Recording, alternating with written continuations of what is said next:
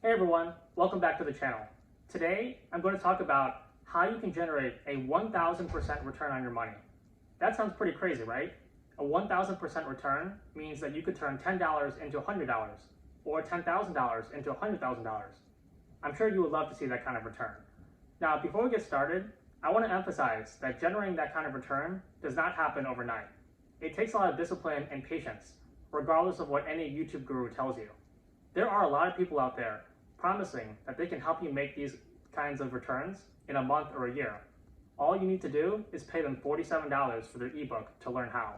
Today, I'm going to talk about a predictable and steady way to make a 1000% return, and you don't need to pay anything. Just click that like and subscribe button, and we'll be on our way. Now, in hindsight, there have been several ways in the past decade that you could have made a 1000% return. If you had bought Amazon stock 7 years ago and held it until now, you would have made 10 times your money. If you had bought Tesla stock just 18 months ago and held it until now, you also would have made 10 times your money. One of the hardest things about making a 1000% return is predictability. Just because an investment made 10 times your money recently doesn't mean that it will do so in the future. We also need to consider risk. Putting all of your money into a single stock means that if the company performs poorly, or even worse, goes bankrupt, you'll be completely broke. As an investor, you want to be able to sleep at night without worrying about how your investments are performing. The easiest, most profitable way for you to make a 1000% return is to buy an S&P 500 index fund. The S&P 500 is a basket of stocks that's comprised of 500 large US companies, while an index fund is an investment that replicates the performance of that basket. Since 1928, the S&P 500 has returned 9.6% on average each year, which has been pretty consistent over time. While the stock market will fluctuate from year to year, if you look at a chart of how the S&P 500 has done over the past century, you'll find that it has only gone up and to the right. If you invest $10 today in something that returns 9.6% each year long term, you'll have $100 or a 1000% return in 25 years. Let's go back to those themes of predictability and stability. While it can be difficult to presume that a single company will do well in the future, it's much easier to predict that large US companies in general will continue to innovate and grow well into the future. One of the greatest aspects of the US economy and its customers are their unforgiving nature. Americans are more than willing to replace old processes and products with better ones as they emerge. Even if a handful of large US companies go out of business, a handful of newly innovative companies will arrive to take their place. This has been the way of life in the US since its inception. Investing in a broad spectrum of 500 companies, rather than just one, is a predictable and stable way to invest for many people. If you're skeptical, consider this. This style of investing has been popularized by one of the greatest investors of all time, Warren Buffett. A couple years ago, Warren Buffett instructed the trustee of his estate to invest 90% of it into the S&P 500 for his wife after he dies. A little over a decade ago, Warren also made a bet against another investor that the S&P would outperform a group of hedge funds that the other investors selected. Hedge funds are very sophisticated investments that are only traditionally available to the rich. After a decade passed, Warren Buffett won the bet as the S&P handily beat the group of hedge funds and made more money.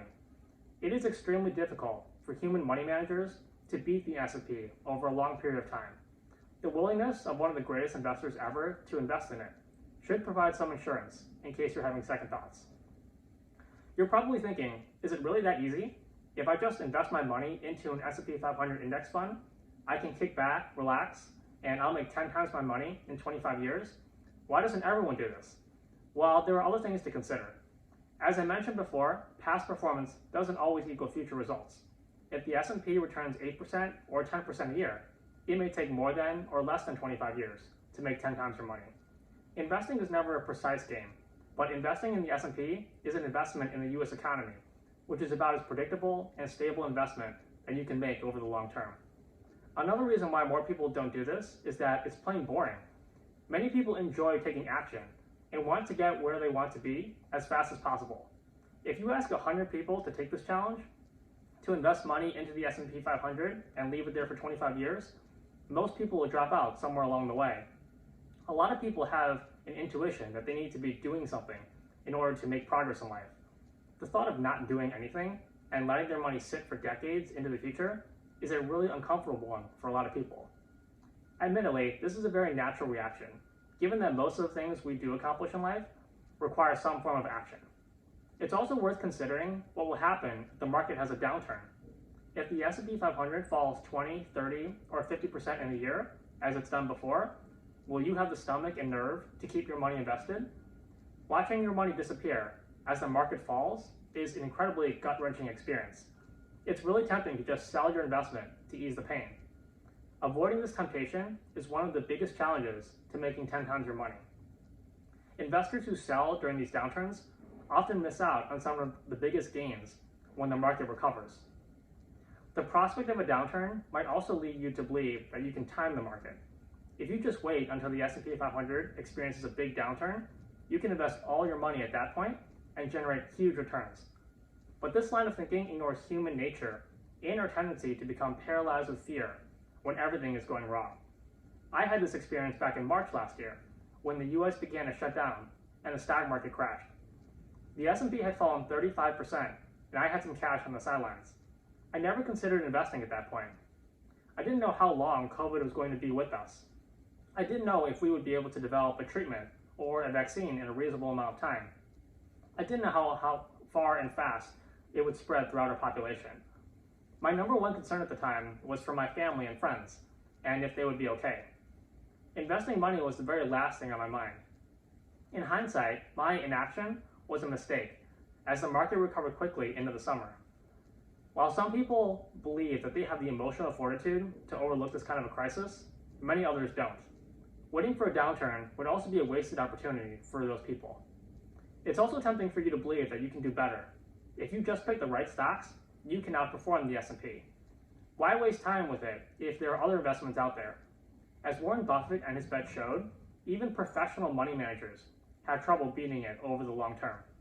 If these professionals and their advanced tools, teams of analysts, and access to the best information can't outperform the S&P, what are the chances that you can too? Lastly, it's hard to convince people to save money. Saving is boring. Why save now for an uncertain future when you can live life to the fullest today? That $200 pair of shoes? Go for it. Does a new BMW excite you? Why not? It's easy to focus on how buying something will change your life today and not think about how saving will change your life later. I'm not saying to live like a hermit and save every spare dollar that you make over the next 25 years. It's important to find a balance between buying things that will enrich your life today while being mindful of the future. But if you're struggling to kick that shopping habit and save more, think about this. Foregoing that $200 pair of shoes today means that you could have $2,000 in 25 years. Every purchase we make today is a price we pay in the future. If you see a pair of shoes for $200 at the store, be sure to add a 0 to the end of that price tag, because that's what buying it will cost you in the future. Now, if you're interested in buying an S&P 500 index fund, where can you get one? Pretty much every major broker will give you an option, but I'll drop a link to an example below. I have an investment account at Schwab, and their option is the Schwab S&P 500 Index Fund, ticker symbol SWPPX. Just as a disclaimer, I'm not paid by Schwab, and you can use any broker or any S&P index fund that you like. I'm only putting this one out as an example. I hope you find this helpful. If you follow this path, invest your money, and stay invested for the long term, your 50 or 60-year-old self is going to be thanking you. Think about what you'll be able to do if you consistently save and make 10 times your money. Maybe you won't need to work anymore. Maybe you can buy that Ferrari or travel the world. Maybe you'll be able to pay for college for your kids or help take care of your elderly parents. The possibilities are endless, and unless you were lucky enough to be born with a trust fund, you'll be able to experience life in a way that your 25 or 30-year-old self could never dream of. Thanks so much for watching. Let me know in the comment section below what you're saving and investing for, and let's keep each other motivated to reach all of our financial goals. I'll see you next week.